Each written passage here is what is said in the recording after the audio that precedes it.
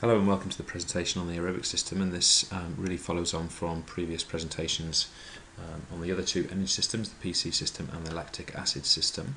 I'm really going to try and kind of pose a question here. How is it possible for endurance athletes to be able to run, for example in the case of Mo Farah here, be able to run 10 kilometres or 10,000 metres in as little as 26 minutes 46 seconds, which in truth for for everyone else, perhaps people like yourself and me, would take us about that long to run. It would take us that long to run about half that distance, about 5 kilometres. So we're really interested in how it's possible to power a performance like this for such a duration as that, at such high intensity, even though we might refer to it as moderate intensity in relation to the other energy systems. So we've got to recall from our lactic acid system, if I just scroll down here, we have to remember that we've previously described the lactic acid system like this. We start with glycogen, and in the process of glycolysis, we break glycogen into glucose, and then subsequently into pyruvate. Now you will recall, I'm sure, that in that process we are able to produce 2 ATP, which we can then use for movement energy. But that this pyruvate, in the presence of insufficient oxygen, is converted to lactic acid, which is a fatiguing byproduct, meaning that our lactic acid system can only last for approximately 1 minute, at least with the higher end of the intensity range. So we really need to have an alternative system where we can endure activity for longer, and that really is where we start on the aerobic system. For the aerobic system, the first 3 stages are exactly the same as the lactic acid system, and that is to say that, and I'm going to do all of this in blue for the time being, that our fuel source is glycogen. So our fuel source is exactly the same as for lactic acid. The fuel source is glycogen. So when we look at the energy yield later on, we will try and figure out how many how many ATPs we manage to resynthesize for every 1 molecule of glycogen. We can also say that the site of this first part of the reaction is a sarcoplasm, but the main part of our aerobic reaction happens somewhere different. But at least the start point is this way.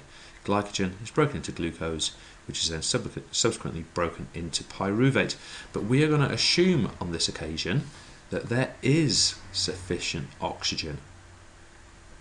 So in this case, rather than converting to lactic acid, we convert pyruvate into acetyl-CoA. And this acetyl-CoA is then subsequently broken down into citric acid. And then we get to an interesting point in this process, because once we have this citric acid, we are actually able to go through something called the citric acid cycle. Now I'm going to refer to this in terms of our studies as the Krebs cycle. So this citric acid, it goes through the Krebs cycle, written in that way, and in the process of these series of reactions we have a number of products of the Krebs cycle, but the 2 we really need to be aware of, at least to begin with, are that we manage to resynthesize 2 ATP, and we also give off CO2. So as the Krebs cycle turns, also referred to as the citric acid or the Cori cycle, we produce 2 ATP, which you can see over here, and we produce CO2.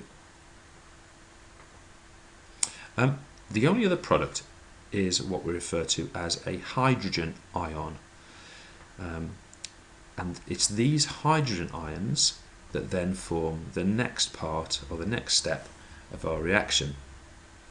And in fact, the way this works is that the hydrogen ions then enter a process called the electron transport chain. We'll just say at this point that sometimes you'll read this referred to as the electron transfer chain. And in this process of electron transfer, electron transport, the hydrogen is stripped of its electron, and we have two products that we need to be aware of that stripping. We have 34 ATP, and we also have water.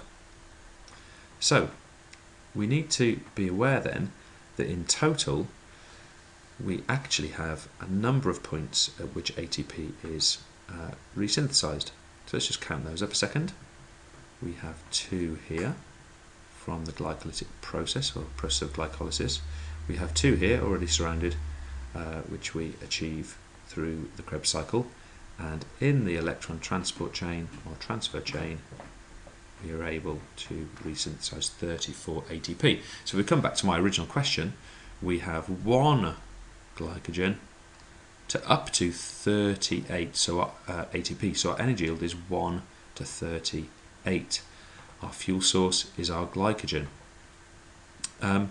We also need to be aware at this point of where this reaction is taking place. Now, this part of the reaction down here, this aerobic sequence of the Krebs cycle and electron transport chain, we are saying these processes occur in a part of the muscle cell referred to as the mitochondria. And these mitochondria we might consider to be the aerobic factories of the cell.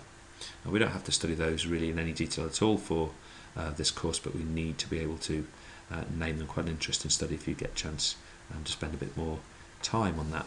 So if we start to get down towards our kind of summary stage of our process here, let's look first of all at our advantages and disadvantages. Well, our advantages are fairly obvious. We have, as we saw with Farah, we have a long duration system.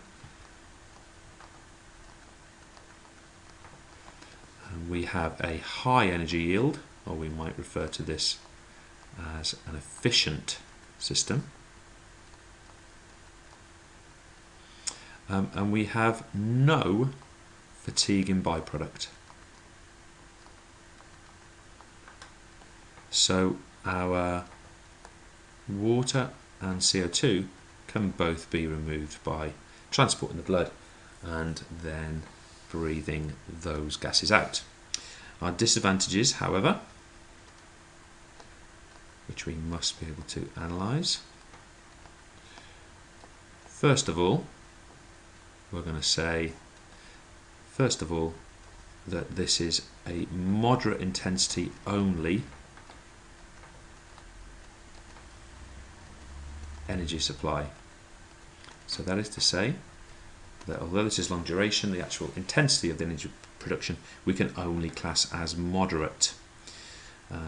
And secondly, unlike our other 2 anaerobic systems, we have a delay in O2 delivery. So we cannot start using this aerobic system at full capacity until oxygen is being delivered to the working muscles, and that can be a delayed response, and often takes 2 to 3 minutes to respond fully to that process. So thank you for listening to the presentation on the energy systems, in this case the aerobic system. I hope you're finding this video useful. Thank you.